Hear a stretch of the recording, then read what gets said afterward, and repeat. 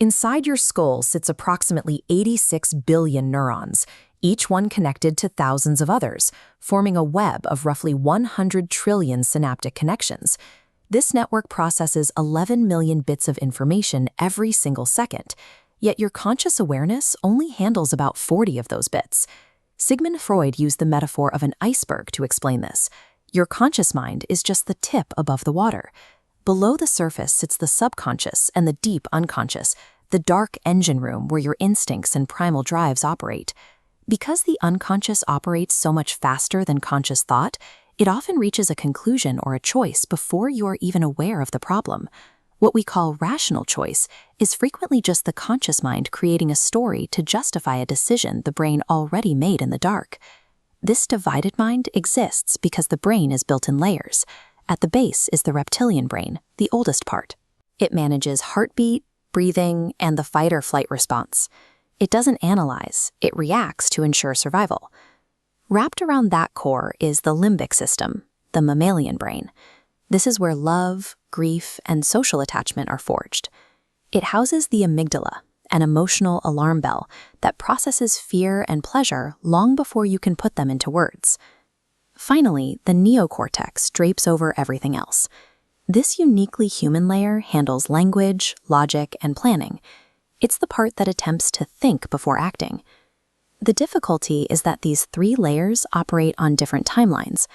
The reptilian brain reacts in milliseconds, while the neocortex requires time to process. They are constantly competing for control over your behavior. Moral conflict and failures of willpower are often the direct result of this ancient biological war. The impulse and the intention are being generated by two different brains sitting inside the same skull. To save energy, the brain delegates as much as possible to habits. Research shows that roughly 40% of your daily actions are automatic responses to environmental cues, requiring almost no conscious input. The brain also uses shortcuts called cognitive biases to predict reality. These glitches allow us to make lightning-fast judgments, though they often sacrifice accuracy for the sake of speed. Confirmation bias is one of the most pervasive.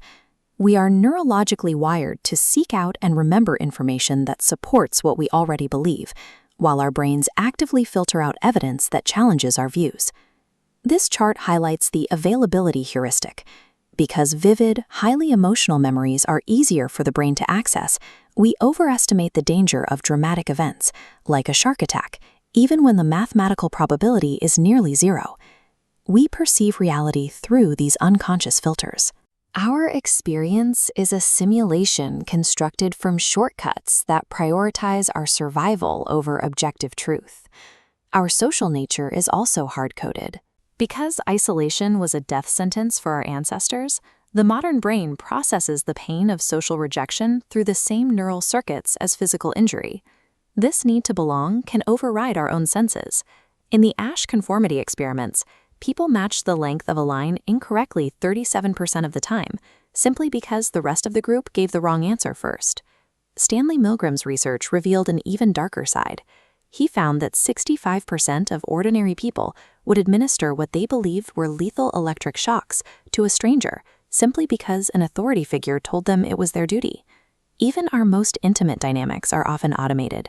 Attachment theory shows that adult relationships frequently replay the specific templates of care we received as infants, dictating how we handle closeness and fear. Between the conformity of the group, the commands of authority, and templates of our early childhood, much of our adult identity follows a plan drafted by others before we were old enough to question it. We protect the story of who we are using the ego's defense mechanisms. Through repression, denial, and projection, we push uncomfortable truths out of our sight to maintain a consistent sense of self. When trauma occurs, this protective narrative is shattered. The experience is not stored as a story, but as a collection of fragmented sensations and body memories. The body keeps the score. Even years later, the nervous system can react to a safe present-day situation as if it were a mortal threat because the trauma was never processed by the rational brain. The identity we cling to is often a fortress built to defend against these past wounds and unconscious fears. This doesn't mean we are helpless. Because the brain is plastic, it can be rewired. Realizing that these invisible forces exist allows us to begin changing the way we respond to them. Viktor Frankl proposed that there is a space between a stimulus and our response. In that fraction of a second, we have the capacity to choose our path. Techniques like mindfulness and cognitive reappraisal allow us to expand that space. By naming an emotion as it happens, we create enough distance to let the neocortex override a primitive reaction.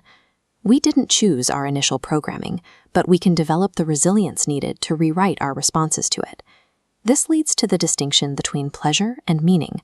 While hedonia focuses on fleeting gratification, eudaimonia is the deeper satisfaction found in living a life of purpose and connection. The ancient mandate, know thyself, remains the foundation of this pursuit. Mapping our own patterns and confronting our history is the necessary work required to move toward genuine autonomy. Carl Jung argued that we can only become who we truly are by acknowledging our shadows and our wounds. We cannot be free of what we refuse to see. The conscious you may be a small part of a vast, ancient machine, but by illuminating the invisible chains of bias and habit, you gain the ability to direct your own life.